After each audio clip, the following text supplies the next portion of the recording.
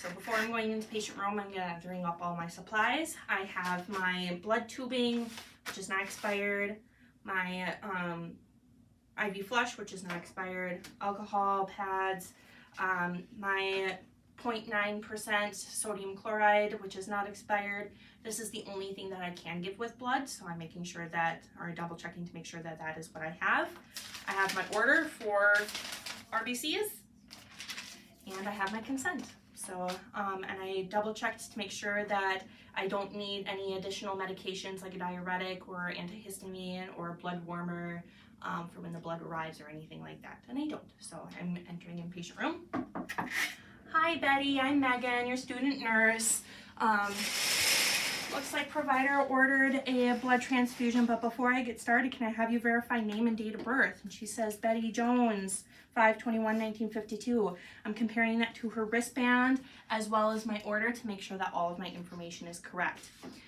Alrighty Betty, so blood transfusion, have you ever received one before? And she says no. So a blood transfusion is just where I'm going to be hanging a bag of blood. I'm going to connect it through your IV. It's going to run for a little bit, and I'm going to stay here for the first 15 minutes with you just to make sure that there's no reaction. If you did have a reaction, that would look like chest pain, back pain, nausea, vomiting, itchy skin, or any other signs, symptoms that may be abnormal. So of course, if you're having any of those, most definitely just let me know. And if you were having a reaction, I would immediately stop the blood transfusion, start a normal, excuse me, a bag of saline with new line, and notify the provider immediately. All right, so getting started here.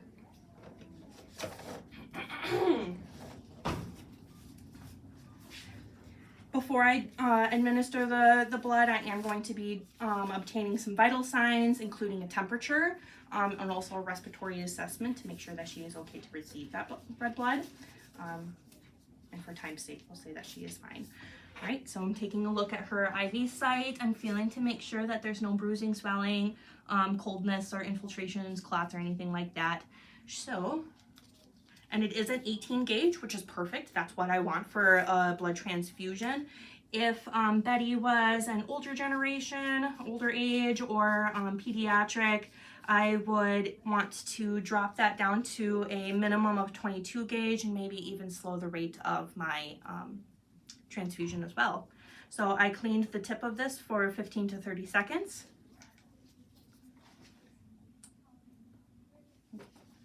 Getting all the air out.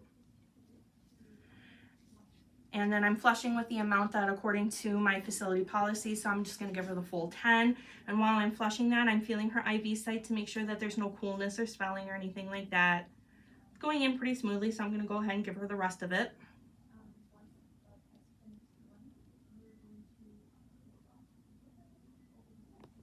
All right, I'm going to lock her right away, so that way once I get my tubing primed and everything, I can get her hooked up and it's not going to go in.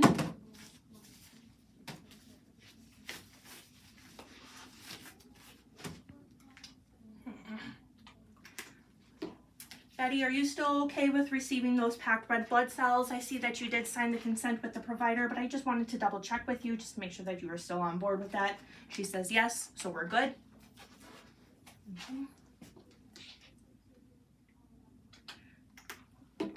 Because that blood can only stay at room temperature for 30 minutes, I want to make sure that I have my saline all set up so that way I can very easily just hang the blood and then there's no time wasted.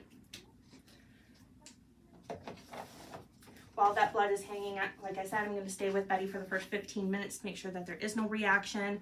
At the end of that 15 minutes, I'm going to take another set of vitals, come back again in 30 minutes, and then an hour or however more frequent according to facility policy as well. Alrighty, so I can open up my supplies here. I'm going to make sure that all of my clamps are clamped right away.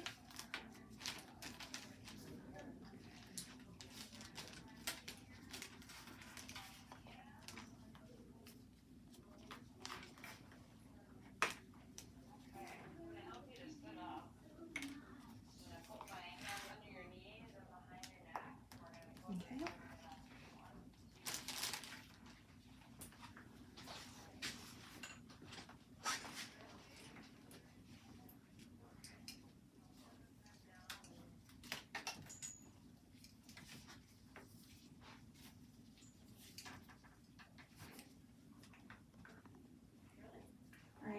unclamp my saline here and fill my chamber.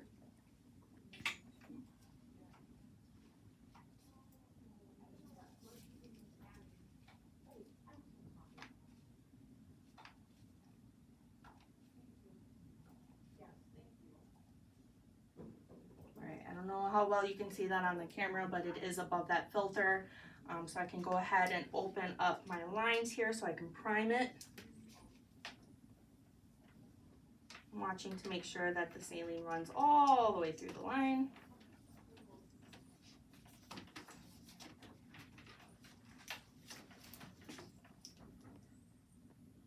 Come on.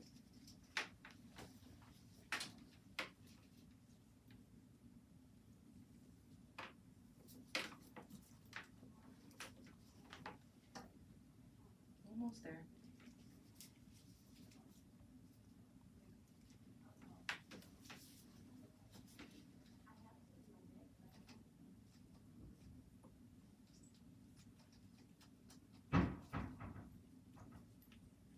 There we go. Now it's to the tip.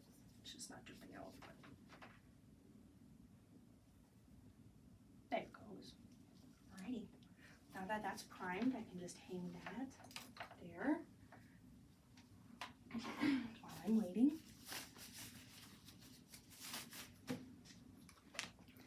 Alright, blood should be arriving any moment.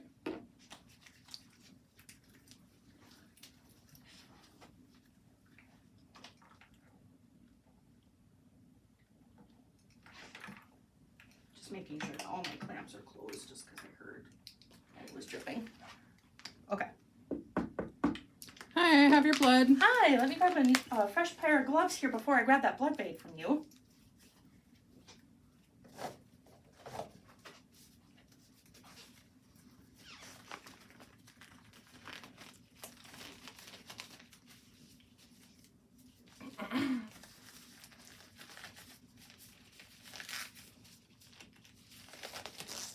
Alrighty, now I can grab that. Thank you so much. Oops, sorry. All right, Betty, if you could say your full name and date of birth for me just one more time. She says Betty Jones, 5/21/1952. I'm comparing that bag and her wristband and the order. I have Betty Jones, 5/21/1952. Medical record number 224466. Record number 224466. Account number 123456. Account 123456. Red armband 456654. I have 456654. I show red armband 456654. Patient blood type is B positive. I show blood type B positive. Donor pool 7890, 4 units in pool. Pool number 7890, 4 units in pool. I have contents as packed red blood cells. I show packed red blood cells. Expiration is 9/1/24 at 1500. Expire 9/1/24 at 1500. Donor blood type is O positive. Blood type O positive for donor. Compatibility test is completed on 9/1/24. Compatibility test complete 9/1/24. Alrighty, thank you so much. You're welcome. I know that it is okay to give this O positive to Betty, who is B positive, because they are compatible. Before I'm hanging my bag, I'm checking it to make sure that there's no blood clots, that the color consistency and everything looks normal, looks good, so we can continue. Just making sure that all my clamps are clamps. Yep, okay.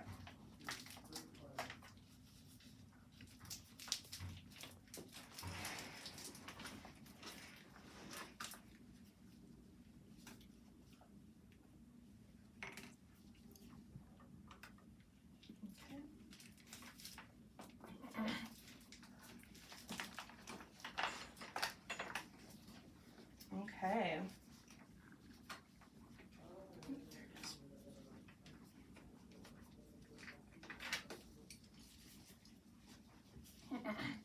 So now, making sure that that saline is clamped, I'm unclamping my blood and I'm priming my tubing with blood. I'm making sure that I prime it all the way to the end, but I'm not wasting any. So I'll clamp it right as it gets to the end.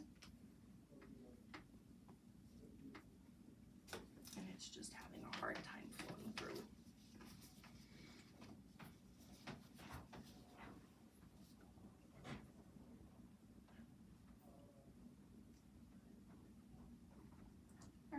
starting to see that it's all the way down to the tip, but it hasn't dripped out yet, so I'm clamping it so it doesn't drip out.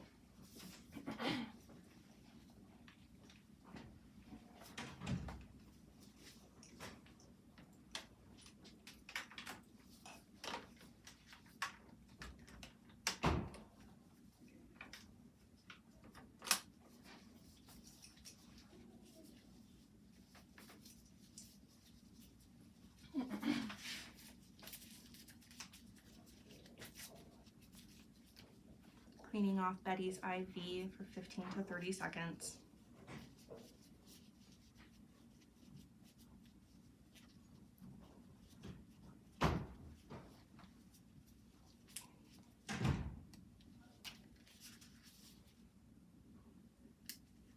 Okay, I'm gonna keep her clamped just so it doesn't flow through because I want to set up my IV here.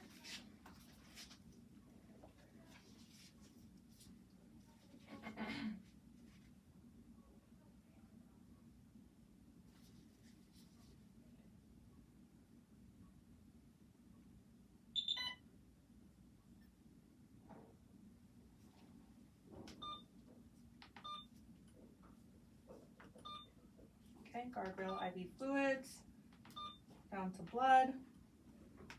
I'm gonna start a rate at 50 for that first 15 minutes, and then after I can increase that later. I have 250, so I'm gonna go 225 just so that tubing doesn't run dry. And now I can finally open up everything. Here we go. Alrighty, so now I'm going to stay here with Betty for 15 minutes, make sure that she's doing okay. At the end of that 15 minutes, I will do another vital and respiratory assessment, measuring urine output, making sure everything's okay there. Once blood is done, I will unclamp my saline, let the saline run through the line until the blood is completely clear, and then I will dispose of everything in the proper disposal bags, cans, whatever, according to policy. Betty, how are you feeling right now? Betty says that she's doing great. Alrighty, let's say for time's sake that the 15 minutes have passed, so I'm going to put Betty's bed down in the lowest position, lock it, make sure call light is within reach. I'm going to clean up my supplies here. Grab my orders so I can grab those on the way out. Alrighty, Betty, I will see you in 30 minutes for another vital assessment. So now I'm going to leave and document, and what I'm documenting is the type, amount, unit number, sequence number, drip rate, venipuncture site, gauge size, client reaction, and amount, type, start and stop. And I think that's it.